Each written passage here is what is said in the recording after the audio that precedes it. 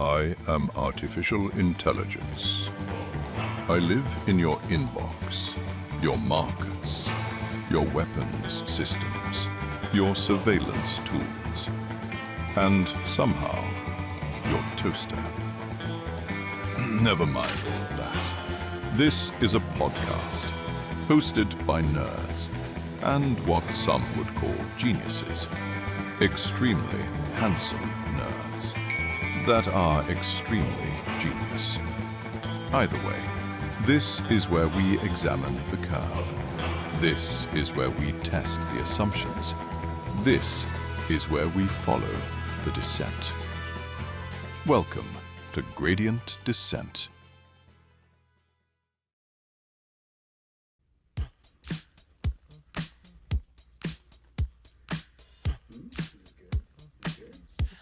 I like that one.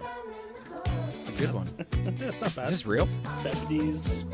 I mean, do we have a delivery driver showing up soon? It sounds like it.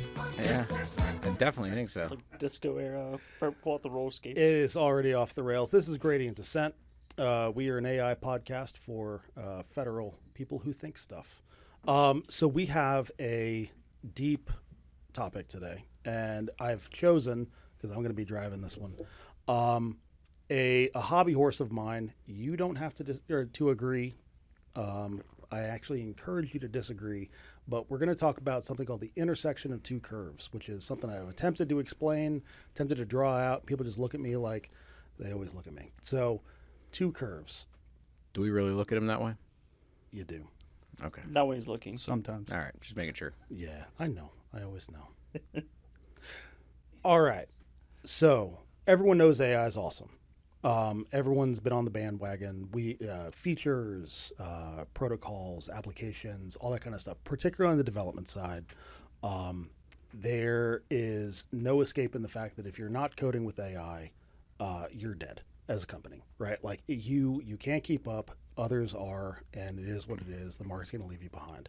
At the same time, the evidence has been rolling in for a minute. I think that the hype over at least the last 2 years has outweighed the dangers, and we really haven't focused much on them. The reality is that with AI-assisted development, you're able to build out new code, new features, new applications with a fraction of the people. A lot of times you don't even need tech skills. Now, people really don't talk about the flip side of that, which is that these models are decent, but they're not as good as you think they are. Every single metric that we have focused on security, reliability, code quality is falling off a cliff. So we're basically, as we're adopting this, and not everyone's adopting it correctly, we're deploying more code than ever before, but it's shoddier. It's full of holes. It isn't where it needs to be. So that's one curve. Now, everyone is seeing the benefits, but those benefits relatively are declining. Everyone's kind of adopting it. It's become table stakes at this point. So you've got one curve that's declining, but we really don't talk much about the opposite curve. And when we do, we don't talk about it relative to the other. And the other is that on the offensive side, on the black hat side, the barrier to entry for high-end hacking ability is falling through the floor. I mean, script kiddies now can execute, what used to be a nation state capability with a markdown file. It is what it is. And that's only getting better for a few different reasons. And so my thesis, and again, you don't have to agree, is that soon and very soon, these lines are going to intersect. As in the capability of the offensive cyber, the agentic AI bots is going to far outpace the quality of the code that we've deployed over the last 2 years, leading to a security crisis. Now, I think that's going to be extremely disruptive, and that's going to be the focus of podcast number 2, where Chris is going to be in charge. But I want to focus for this podcast on those two curves.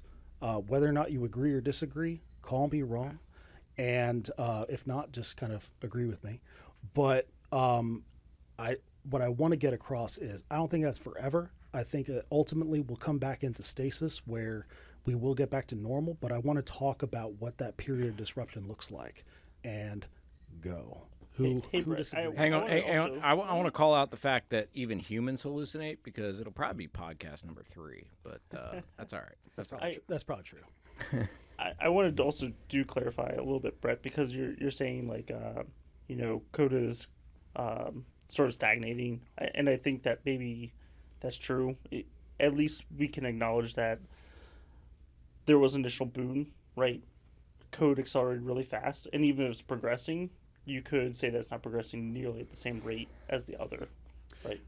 Yeah, there's also an investment deficit, right? So everyone is trying to maximize how many new features they can deploy with fancy bells and whistles. But what the data shows is that the investment in AI enabled security measures is a fraction of that. We're talking about like, I forget the number, but it is like 10-20% of the investment that actually goes into the development, right?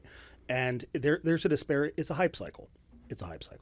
And this is normal. Like I think when we were talking about it, we were talking about like a system in stasis of like predators and prey, and they'll be in stasis for 1,000 years, but then a volcano goes off, right? And there's a million different ways that affects things, but all of a sudden one of those two will have an edge over the other, and it could have disastrous consequences, or they could come back into stasis after adapting.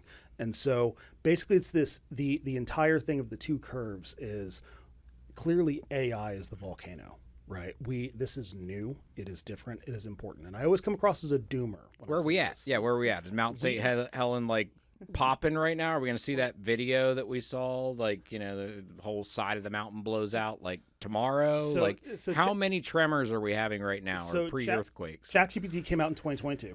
And so from about the stasis of like 2018-19 pre-COVID, everything went crazy during COVID, to 2022 was a huge spike in the number of data breaches, right? Yep. Now we are at 300% of the data breaches that we had as baseline prior to ChatGPT coming out. And the line very clearly is straight up in 2022 when we started using it to code, right? Yeah, it's accelerating, right? It is. Year to year, it's accelerating. It is, yeah. So do we want to go nerd math on this and try to like show like with our hands how steep the curves are? Like I feel like we're gonna. All right, yeah. So I'm actually, I came to this from I'm an economist, so this is actually easy. So like basically you've got the declining benefits of basically deploying new features with AI, right? Yeah. Because as everyone's deploying new software, new products, and everyone kind of knows this, like the relative value of a new product is like everyone's got a new product. Everyone has 500 new products. No one can keep up. How do they sustain it? Well, you don't. Because what that means is and some people say it's the democratization. What it means is that the product no longer matters. Can't anybody sustain it though? Like it doesn't matter. Like you build it. Like it used to be you had to have a whole team of support guys, right? Like, name a product that we work with, and I won't name them because I don't want to do that. But so name or don't name. Let's you're say, my boss. I know. So let's just say like I'm working with like some sort of ITSM product that is a lot of spreadsheets, right? So if I was working with that and I'm maintaining it, well, I'm creating new relationships. I'm doing a lot of investment. I'm buying things. I'm bringing them in. I'm making sure they all tie together. Well, now I can build it and then I'll just let the next guy with his next AI touch my code and play with it and fix it as they need, right? Can't I just hand it off? But I think what Brett's saying is that, like, from a product, there's probably like 10, 20, 30, hundreds of similar things. And because the barrier to entry is a lot easier. Is it like my trading app? Yeah, like a trading app. Like, think about how many people have vibe coded a trading app. Slot coded. The problem is, if you're talking about like from a product perspective, there's market saturation slowly happening, if not already happening, right? Mm-hmm. And I know Brett's economist driven, like like supply versus demand. If you're able to generate 100 apps, there's not suddenly the next year 100 times the number of people that's able to use that. Right.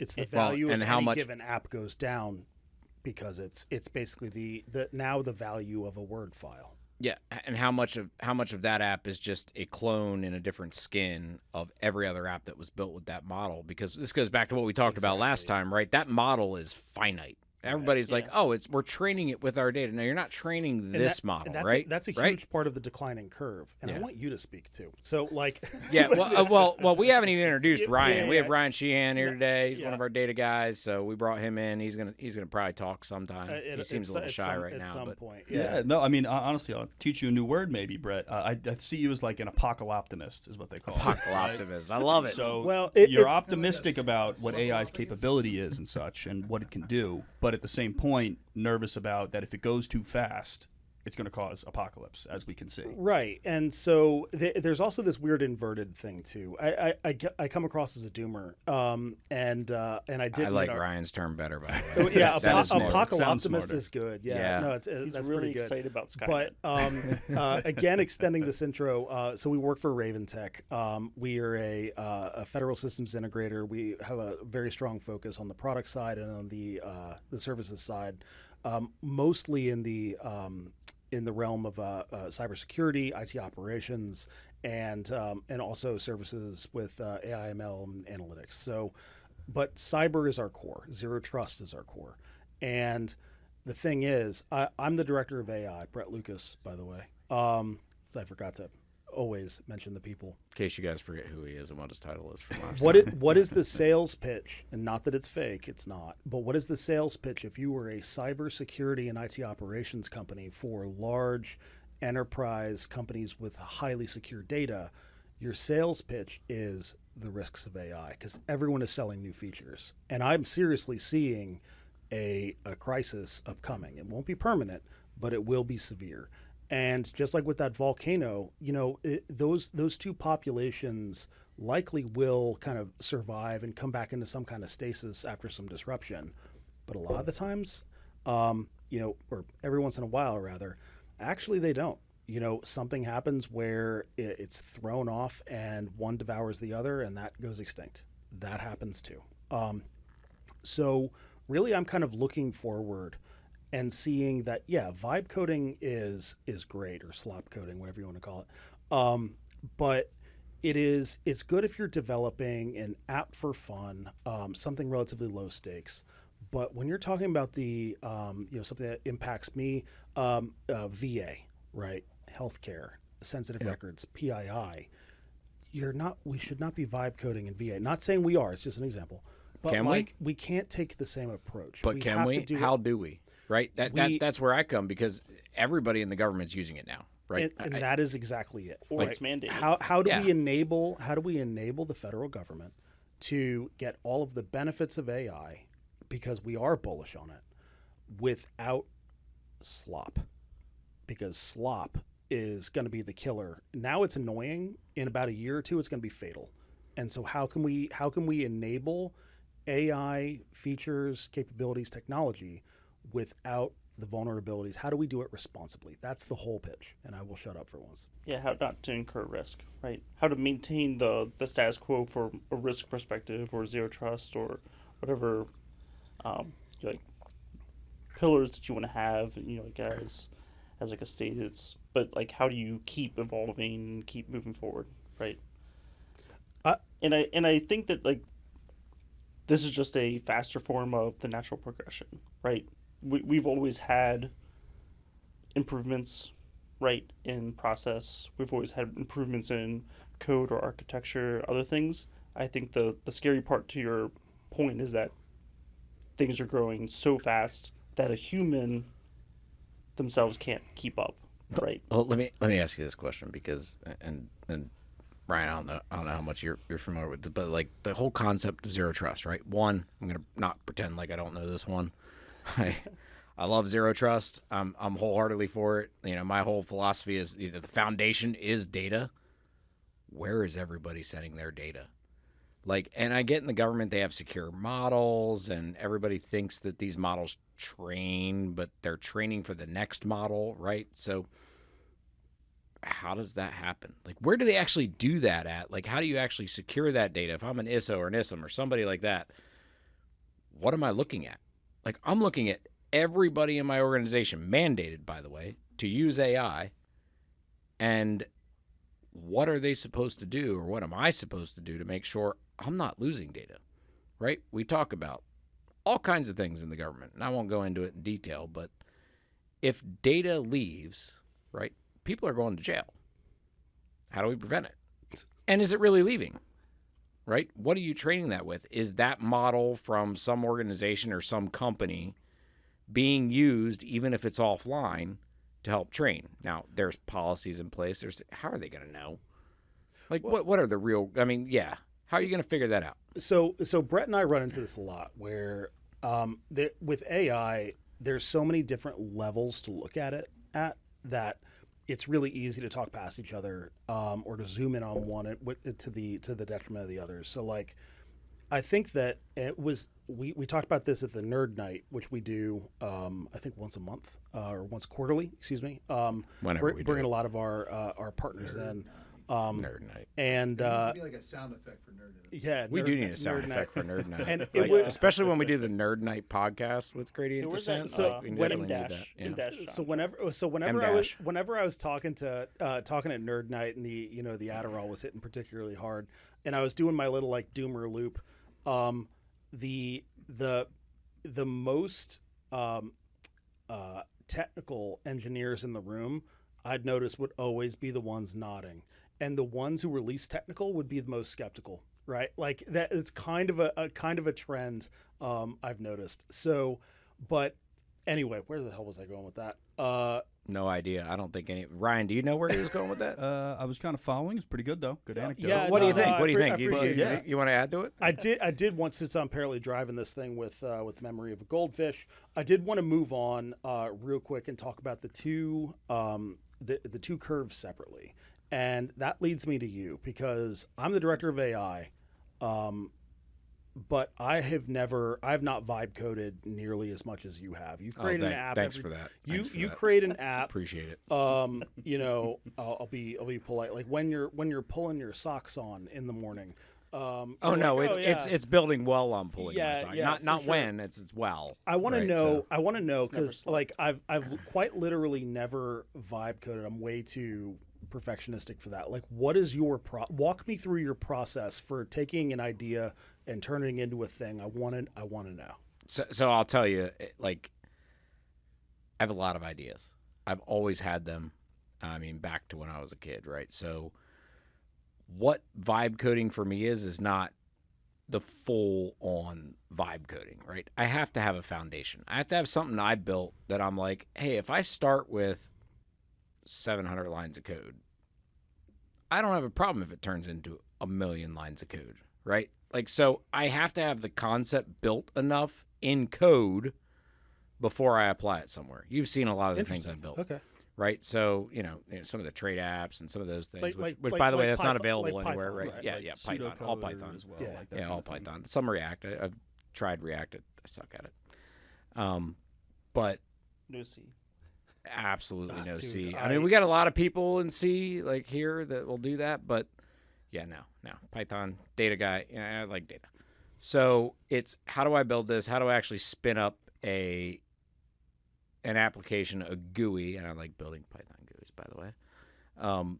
And then when it's in a good enough state, give it to the code, tell it to refactor it, tell it to modernize it.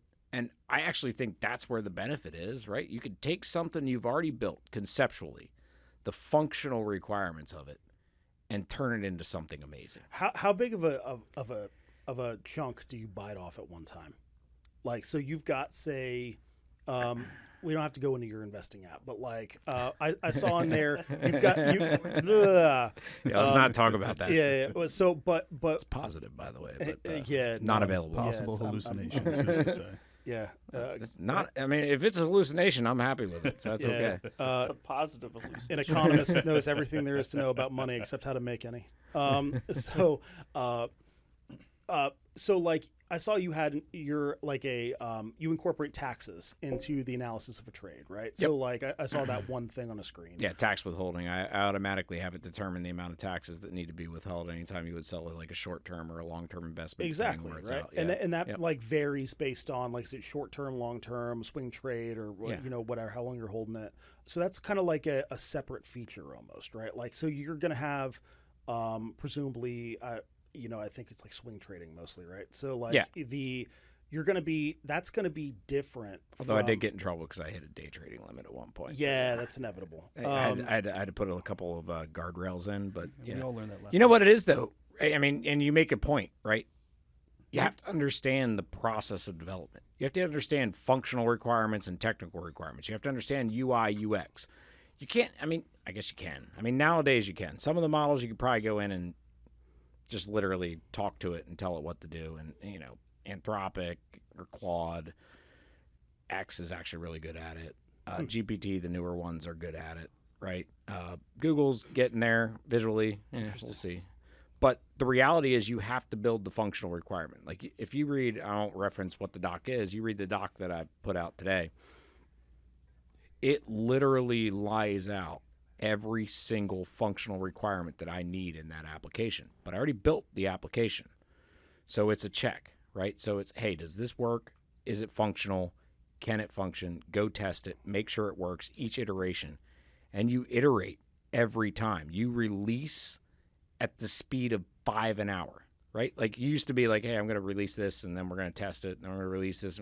You test features every 10 minutes. Hey Chris, I have a question. So you're obviously a very smart guy, right? You understand. No, I'm not. You are. Okay. And If you you say understand the Python code, at least you know like the code at a conceptual level, maybe not like the exact packages. Don't test me, I'll fail.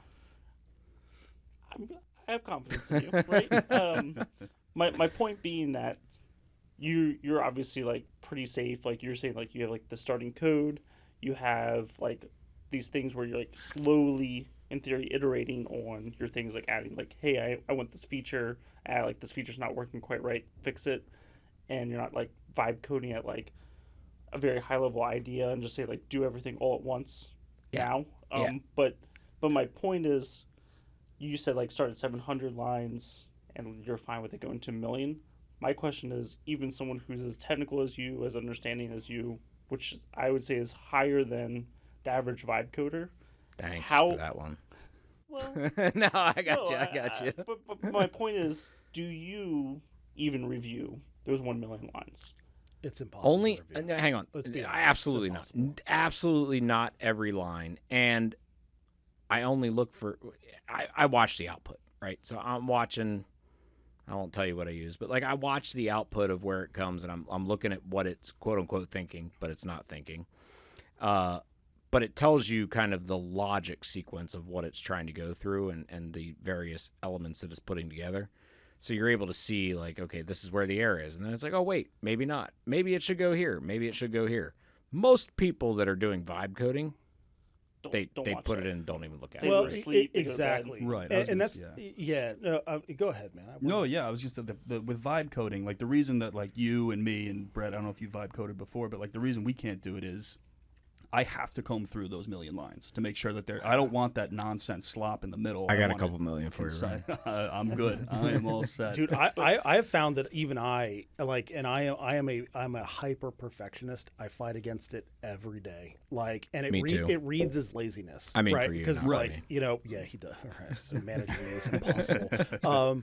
You know, but it reads as laziness because I don't want to send an email unless the email's perfect. Like I'll recall an email if I missed a thing. Right. Like, I don't need the extra words to get my message across. Yeah, There's no yeah. need for you to read that. No need for me to write it. Kind of Right. thing. But my point is that if someone like Chris is like a security person, security focused, has had like tons of writing code experience at like very highly technical levels.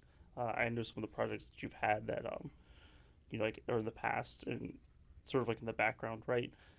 If you're not even able to review the 1 million lines of code and you put in like guards, right? You're putting in like tests and you're like, hey, having a test and it passes the test.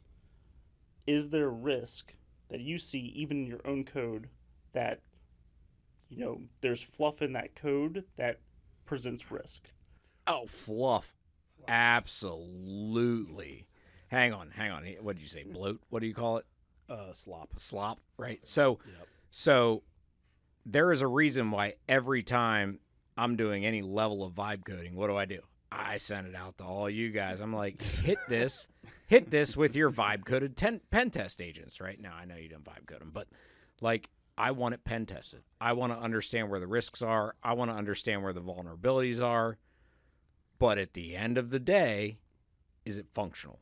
Does it work? Like internally, fine. Externally to a customer, absolutely not. So how do we secure it? My point on this is you're probably a prime example of someone who is at least watching it. I'm probably the most dangerous, though.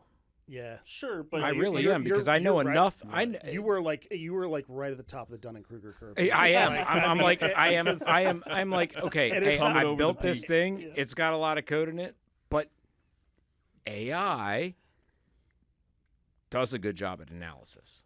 Well, But and my- also just from a human perspective, right? Yeah. Like, and you brought it up, but like, you were a specialist in networking, in security, in a lot of architecture. You're Yep. really good at that. Yeah. Those are different. We used to call them full stack, except now AI is. well, But I you know what? mean, Now I'm full stack again. So I added the next layer. he's now 10x because he has 10x agents. That's right. I No, mean, so a like, lot more than that. and on the dev side, like on the dev side of the DevOps, binary. Right. Oh, actually, hang on. I need to pause you. You just said DevOps. Okay. The most important part, and I'm going to hit you with the security framework that I always think Swear of, to and God, I've if you say corrected this. DevSecOps I sometime, am not going to say it. I'm going to say Sec DevOps Oh, because God. security should always come first. No, and I know you say, oh, God, and that's what every developer says. But at the end of the day, if you're not thinking about security while you're doing things, especially when you're vibe coding, like, hey, I want to make sure encryption is there. I want to make sure multi-factor authentication, all those zero trust principles you talked about earlier, every prompt or just natural language, I'm going to do this at 3 o'clock in the morning and I'm just typing, hey, let's have a conversation like you're my wife, right? And build a code for me. But I want you to do it to make sure that doors are locked outside. I want to make sure that all your keys are locked behind a closet. That yes, I'm paranoid. I have like a Faraday cage so they can't like get my cars, right? Wow. But that's just you, Chris. yeah, that's not just legit, you. right? Yeah. Yeah. So Literal tinfoil hat. no, I mean I don't wear the tinfoil hat, but I mean those are the types of things that you have to go into it with. If you're going into it and going, hey, just build me this thing. I really want to understand what's happening around the globe, and I need you to look at X country and Y country and understand where things are coming from and how things work. Where do you think that's going to go? Well, just real quick. I don't think sec belongs in DevOps at all. And the We're going to fight tonight. and I'm allowing this to go off the rails a little bit. Oh, we're fighting tonight. Chris doesn't have gloves. And but and he- the reason is that DevOps or developers and operations, it is not a technical description. It is a cultural and a tribal description. And so the thing that you are saying, which is that security historically has been it's in the ops side, it's buried under ops, has been isolated over there and not a consideration of the developers. That is exactly the problem that just DevOps is trying to solve. And so in the DevOps, Are you just framework- trying to say I don't need to say Sec DevOps No, because it's just developers DevOps. are already Because thinking about it? It isn't referring to tech. It's referring to teams. It's referring to team culture. You have, the purple-haired, developers who live in San Francisco, et cetera. You know what I'm talking about. Like, they're brilliant. They're smart. They build stuff. And then you have the ops people, typically a different personality, different cutout, but like they have to they have no margin for error. They have to run production systems, and they have a lot on the line. On the development side, they don't have to run anything.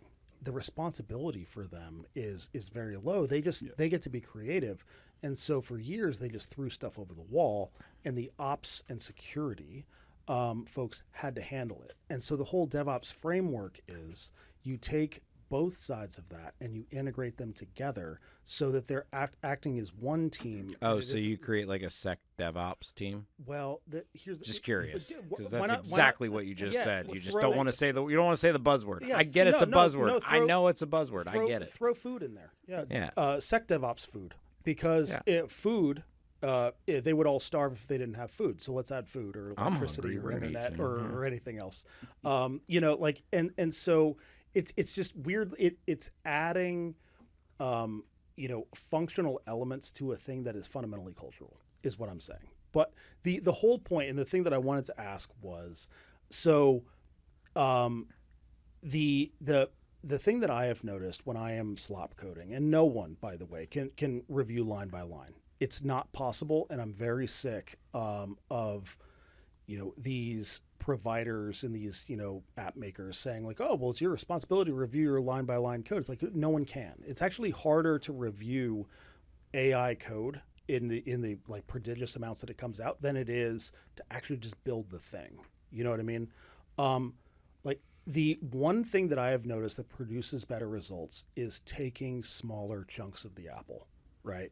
Like defining a small thing, keeping an idea of the system in mind, right? Or having a graph, right? Like you can use AI to help you out with that too. And then being like, look, I'm going to handle this function, or I'm going to handle this class. And we're just going to do that. This is what goes in. This is what goes out. Build the tests first. Well, And test-driven development is like ancient in terms of, the way we used to do things, but we're going back to old ways. Well, so a couple things. Where I was getting back is when I was asking Chris about all this, and you guys, I think, all touched on it a little bit, was the problem is you can't review all the code, right? Right. And you're talking about test-driven development, and because there's so much code, it's like, well, does it pass the test?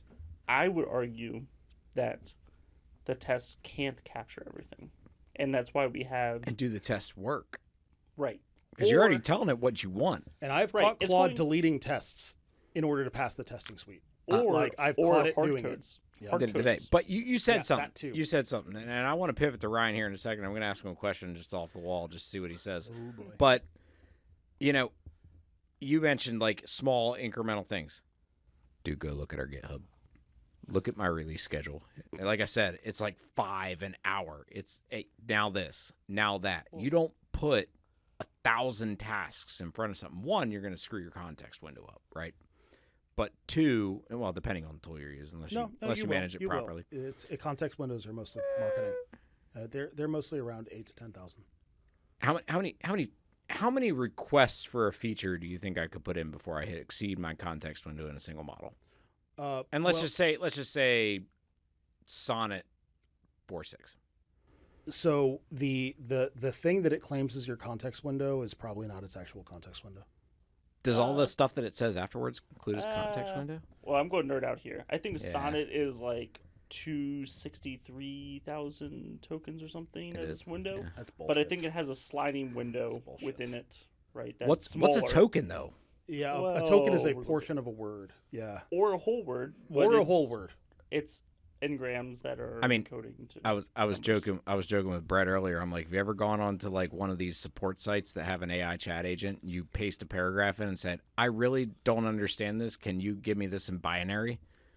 No, I do always test them. I'm like, hey, look, I love it. I do want help, but I do also need a cupcake recipe. Like, Yeah. I did it with like 23andMe the other day because they were like, oh, we have an AI feature. I'm like, we're all gonna die. So I froze up as soon as I saw the McDonald's thing. I think I may have gotten kicked off the McDonald's support site, but I'm not going to tell you saw that. why. I'm not going to tell you why I got kicked off McDonald's support site. But what I will tell you is I did not get the correct ingredients on my quarter pounder with cheese. So, what I want to ask you, Ryan, is we're talking about vibe coding. We're talking about all these things. Yeah, security, whatever, right? But what have you built recently?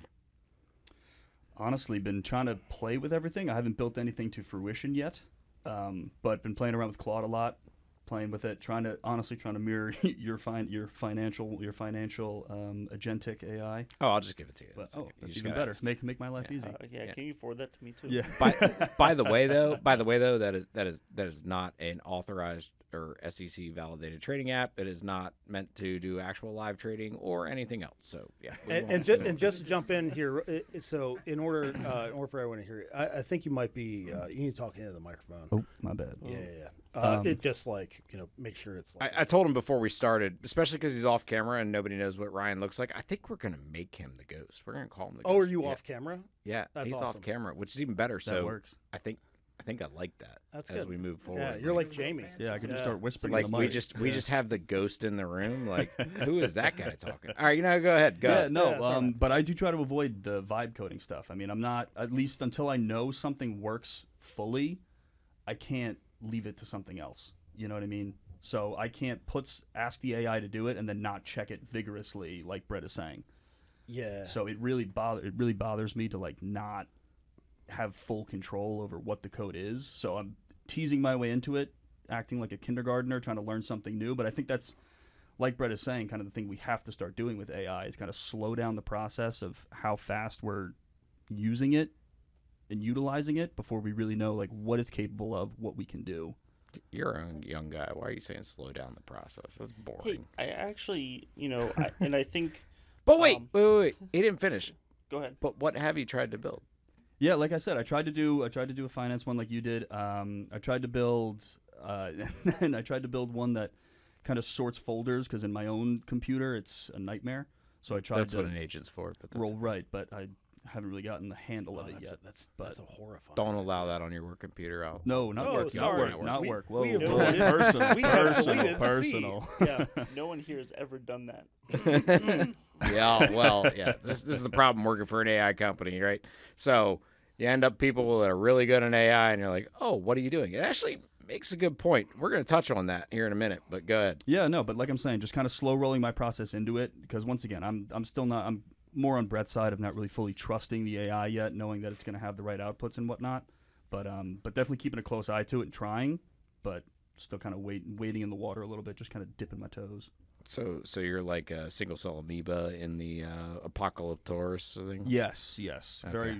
Very early on my Apocaloptimism, yeah. Apocaloptimism. I love that you remembered it because I did. Yeah. Visual learner? Yeah. Can't remember words. All right. Yeah, so I'm getting a flag that I need to move on. So I've broken this up into three buckets, and now I'm getting another flag. Great. Just tell them exactly how we lay these out. That's great, Brett. Have at it. Yeah, authenticity is key. So no, I've broken it down to three buckets, right? So the three attack vectors or three dangers rather are the first bucket is what we already been talking about, which is basically slop code or deploying code that demonstrably has like 70% in some cases, like with Java, more vulnerabilities than traditionally code prior to AI, right? But there's two other buckets, and they're kind of related. So one of them is what we I think see more often, which is either on purpose or by accident, the use of an AI tool, either from a user or from a developer. Spills information or creates a vulnerability, right? Or sometimes it's on purpose because they poison a Claude skill, for instance, or what we just saw with Vercel, where I would say a Claude-like. So I don't get. Yeah, I was gonna say, can you go down Vercel because a it's lot an of people open don't Claude, understand right? what Vercel is, right? Sorry yeah. about that. Yeah. So Vercel is one of many new, kind of vibe coding cloud platforms that are out there. And so, it's Like it's not- Replit or any Exactly. of those. Yeah. So, okay. so basically, it enables you to not just build an app, but to deploy an app to the internet that is functional and working with with the website and everything. I don't know anything about that. And end to end, I don't want to know. I don't. I really don't. Go ahead. There's a lot of them. I think one is Lovable that is gotten hacked. A lot of these. Do not go to the website, folks. I think he's planting an Easter egg in this call. but that's No, all right. no, Yeah, it's all true. It's they're Scandinavian. It is what it all right, is. go ahead. Yeah, they all sound like toy companies. So the Anyway, yeah. So Vercel, which is by far I believe the number one AI platform itself, just got hacked, and because one of their developers was using an OpenClaw like capability that gave it desktop access. One of the things with AI is that because it's a new technology that still feels alien, like even people who know better, including me sometimes, if I don't stop myself, are willing to like integrate it with stuff that they would never integrate like a standard coding package with, right? They're like, oh yeah, I can plug into 400 different things. Well, in this case, it was hijacked by a nefarious actor who then was able to control a developer's internal desktop and scrape all of the environment variables from every single app deployed. Privilege escalation. Let's talk about that. Yeah. a minute. So Yeah, and so, that's episode 2. Okay. We're gonna do it. Episode We're gonna 3. do it. That's in episode 2. 3. He's Yeah, that's little right. dyslexic. We'll figure Brett, it out. I would or argue hallucinating. that that's not privilege escalation. It's privilege granting. It's privilege granting, and I'd say that Interesting. Yeah, that's a good the point. issue Yeah, is that's that people have become so used to it and so like accepting of it that they keep escalating the amount of privileges that they give it. Right? It's like, wow, it's really good at this Absolutely. thing. I think I can just give it a little bit more access and do these other things. And I think I can just do a little bit more and just Allow. How many There- times do there I got to is- click there allow? is Oh, wait, just keep something- allowing it. and, there is and- something psychological there. It- It truly, like, how many times I can tell you the number of times that I had to do something simple. What do social media companies do, right? Like, you got it. I'm addicted, right? Where do you think these prices are going to go? 100%. We're not going to go down that path on this call, but Yeah. I mean, at the end of the day, people are stuck on it. I'll let you and- finish. And I was going going to say, like, and even like for the security focus, right? Because like obviously from multiple frameworks. That's oh a yeah, terrible, I'm gonna terrible hit that. idea. I'm gonna hit that hard before we end this But- podcast. But But yeah, there's actually instances where you have agents, right, that have segmented access, right? They have certain privileges, and it's boxed. you mean like CrowdStrike and Tanium and McAfee and Windows Defender and monitoring apps and Cisco ICE? You mean those agents? Because they aren't allowed to have nearly the amount of privileges that people are giving things right now, and they're building them. Yeah, but I can't but I'm install saying a toilet plunger without being offered an agent, right? Like, I mean, What it was is, the it's- number one thing in the government like 2 to 3 years ago, and actually consistently? We want to get Epstein. rid of the number of agents. Now what are they doing? Oh, I keep just adding. built 10 agents. All right, well, that's a different agent, right? Okay, Like, we should yeah, probably have a it's different whole definition. podcast All right, about so agents. I didn't want to focus on. I didn't like. Sorry, I went No, I went I down wanna- a spiral path there, I'm taking over, Brett. I'm Do it. I'm the captain Do now. sir. My what I was saying is people that are security focused have been trying to segment, right?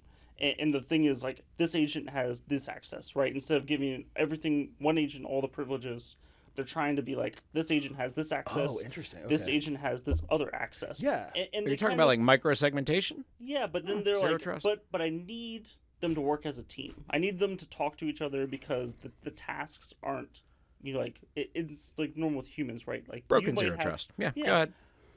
But the point is that we found, and I'm sure Brett can list some instances where an agent that has less privileges will try to execute on something, and it'll say, nope, you can't do that, or like it will know that can't do that.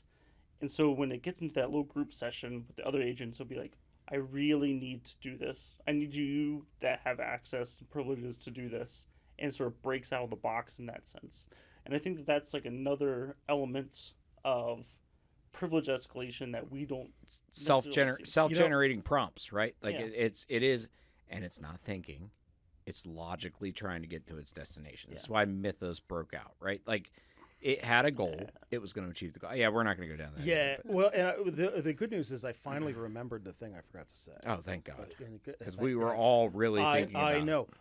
The thing we all agreed on was that with governing AI, the simplest solutions are the best, and that one thing that the most technical people in the room agreed on was, in general, you have to govern AI like you would govern a person, with the same level of access control, skepticism, and oversight.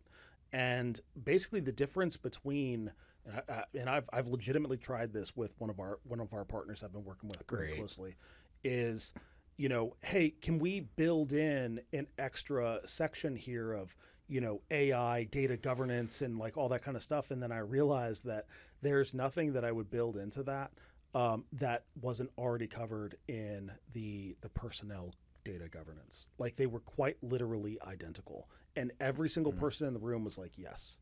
And so here we are in this weird situation where, a new person comes into your organization, and you give them, direct access to your finance system and your HR system and all of the records. And it's like, that you would be crazy to do that. But there's something psychologically with AI, and we're gonna come back to ground here. It's a bit of a hype cycle, or more than a bit. Is this like a mainframe distributed, supercompute distributed type of or thing? like the same kind of cycle that we go in with like fighter aircraft, right? But like the specialized all in one.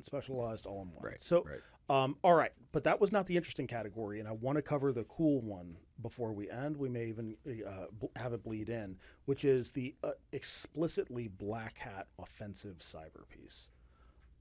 So The other curve that we haven't talked about yet. and so we didn't quite talk, and I don't know if the reader or the listener is going to be convinced as to why the first curve is declining, but it is. Just trust me, bro.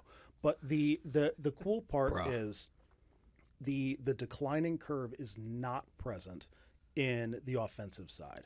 And the reasoning that I have for this is that LLMs are a thing. They're used to build stuff. But there's also, AI is a very big umbrella, and LLMs and text are one small slice of that. Another very large slice is robotics, or what we call the realm of reinforcement learning. That is where basically you have a system, often LLM assisted and included obviously, but where they learn by exploring their environment.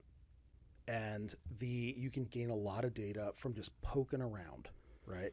And so the more they are able to probe and to test and to deploy, the better they get. Whereas on the development side, where's Stack Overflow? Well, I mean, it still exists, but it's largely dead because, everyone uses ChatGPT, and ChatGPT learned how to code by stealing Stack Overflow, right? Like that is actually a conditional thing with Another with podcast LLMs. we got. Yeah. So you have a declining curve on one side, and then you have a what may be an exponential curve, at least for now, on the other, right? Where one is not only with the LLMs, but also with this other capability, and they're going to intersect. And so we've seen a number of nation state actors and others being able to use deployed agents to probe things better and faster and more intelligently than any human. And let's discuss that piece of it. Well, I want to get you guys' opinions, right, on this, because my question is that exponentially growing curve of, offensive, capabilities. My question is, do we think that's a product of the LLMs being really good at offensive capabilities? Or is it more dominated by the volume of code being generated by these agents, right?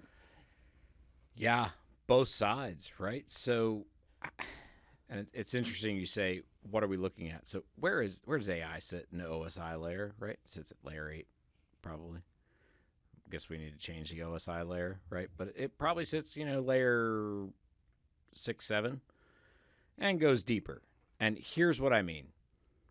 At the end of the day, right, you've got agents going out and doing things. You've got all this traffic happening. You've got DOS constantly going across the environment. Like, how do we monitor the traffic? Where do we actually figure that out? How do we actually make that work so that we can see what they're doing live in real time or in traffic, or what's happening on the internet?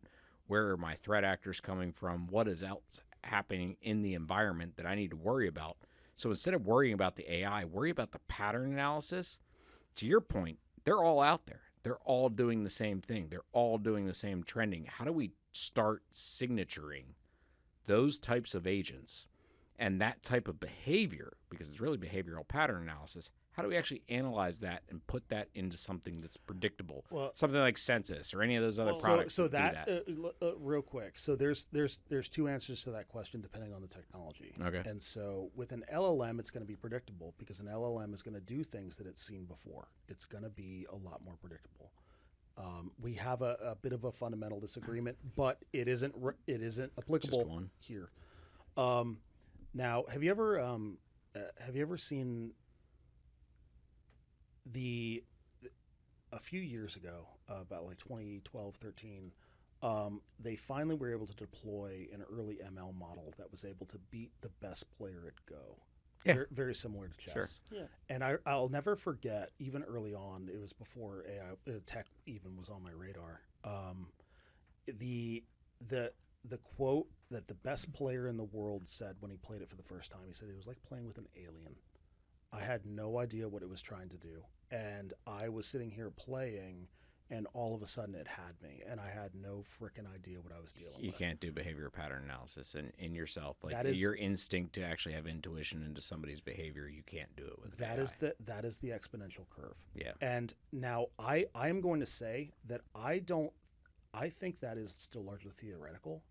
I don't think that I have seen this widespread yet. I think a lot of these agents are mostly LLM based, which means they're going to be relatively predictable. However, I don't think it's really going to be much of a matter of time before the attacks that we are attempting to defend against are effectively impossible to predict, because they're going to be like that Go player of like, we're defending against this, and all of a sudden we're getting hit with, sunspot radiation, bit flipping. Like no idea what we're dealing with. And there's going to be such a volume of that. Could be wrong, but that's the threat that I see. But even without that, the LLM threat alone, it's easier to plan an offensive attack than it is to plan on the defense. Absolutely, because they actually work on training it for that, and they look at trying to make sure that happens. That's great, right? And your LLM is predictable. Sure. So, I mean, we came in here talking about, like, that curve cross.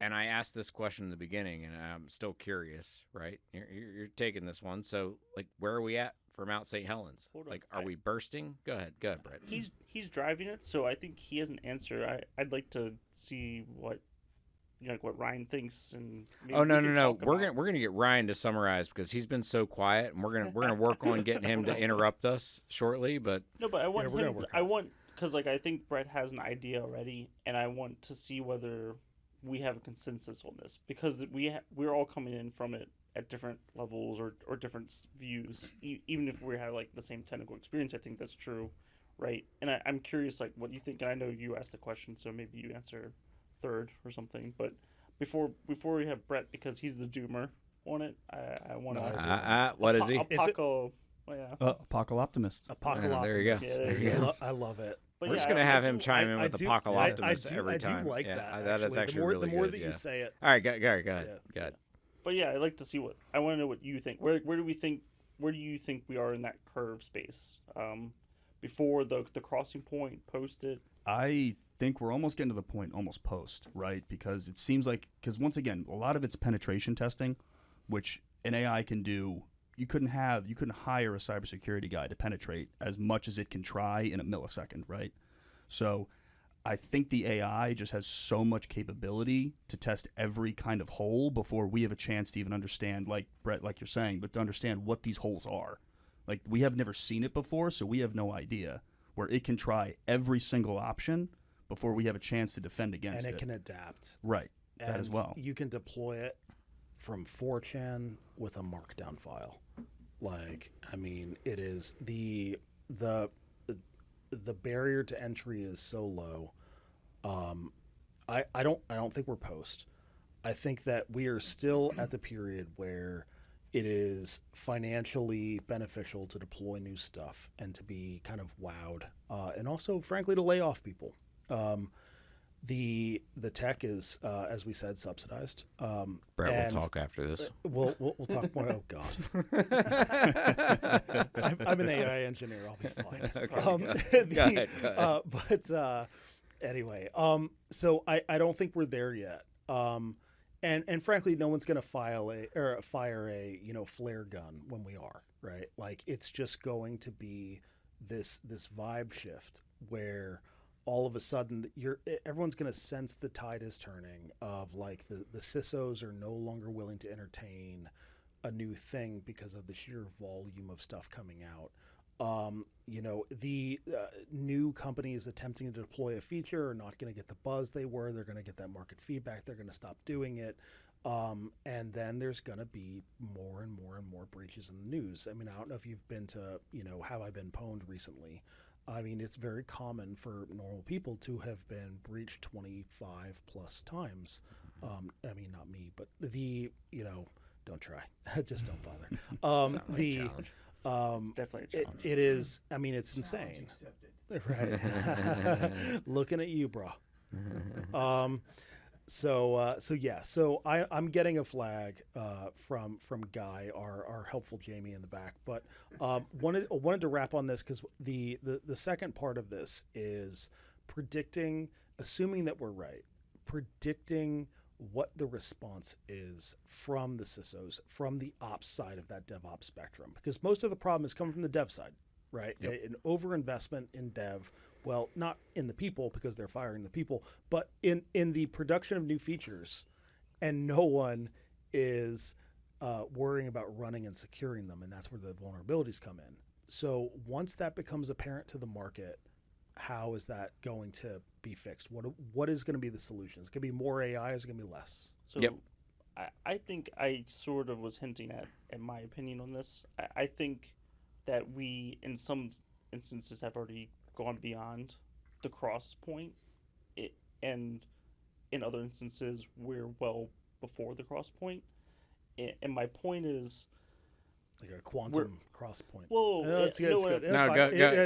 think You- of like you be Linux. quiet. Think of like Linux, right? The Linux, I don't think that we're anywhere close to the cross point, and that's because it's highly curated, and there's a lot of people that are like super hyper, like focused on the explicit commits, and like they're like, you committed too much, or like this is terrible, and then you have people who have vibe coded to various degrees, or slop coded, or however you want to call it.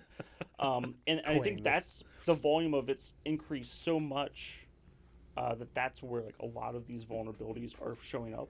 And I think that the minimization or improvement of that quality, Yeah. and you can do it with AI. I'm not saying that you can't, but my point is that like without doing that, you're running the risk of introducing more and more vulnerabilities. And I think just patching that will drastically decrease that surface area, that threat surface area, and it will push us on the better side of that curve cross, right?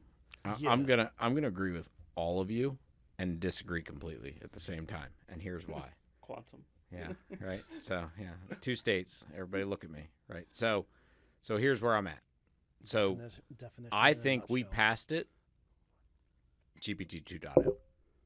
I think that curve is already crossed, and here's why I say that. Vulnerabilities already existed. People were already using it to do exactly what we're talking about. What we haven't done correctly is try to correct the slowing of the curve. I think the curve is already passed. As somebody looks at from a security perspective, every single security person that exists out there is having a heart attack right now. Like, we just dropped this thing in. Everybody's using it. What are they using it for? How am I monitoring it? How do I track it? Where is it at? Because most of them, I'm not going to say all of them, but most of them aren't tracking it. They don't know what it's doing. And yes, yeah, you have rules to prevent privilege and access and those types of things. But from like a zero trust lens, we've crossed that curve the day we released it into certain environments. The day you release it in the corporate world, the day you release it to anybody that doesn't understand it, you've already crossed that curve. I think you're dead wrong. That's fine. I do. I told you. I told you we were going to agree. Do you remember when the world is Pareto? His computer's getting scanned tonight. And so, do you remember that story of it was the vulnerability in Sounds like a good story for next podcast. in JS that was one of the most downloaded packages where this guy was able to, target a specific contributor and bury a malicious piece of code in there, right? Yes. Okay. Yes. Yeah. That took years of patience and planning. That's the guy that I actually worry about. What if?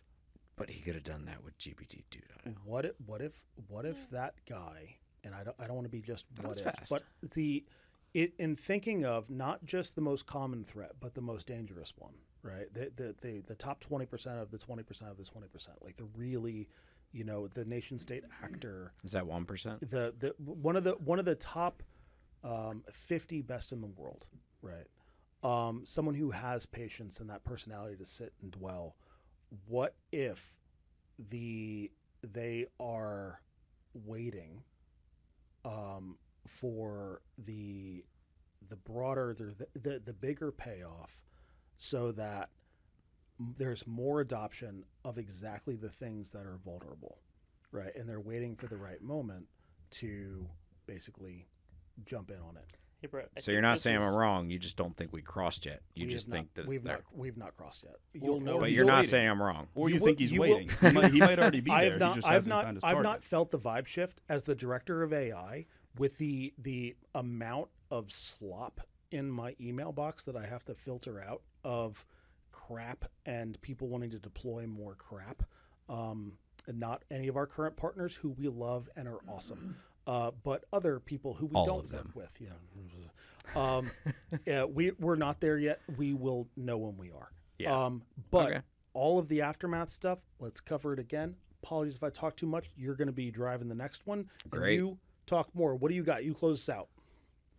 Apocaloptimism, everybody. I like it. Watch it closely. Done. All right. Episode 1 in the bag.